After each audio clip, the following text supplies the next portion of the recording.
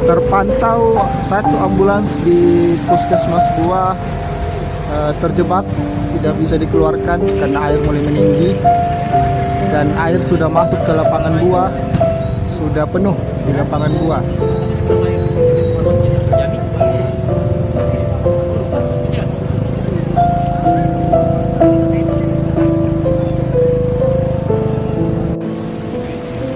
Kondisi Sungai Buah malam hari ini jam berapa ini ya?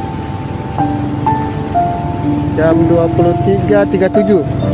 Sudah sampai meluap hingga ke pemukiman dan pasar yang dekat lampu merah Buah.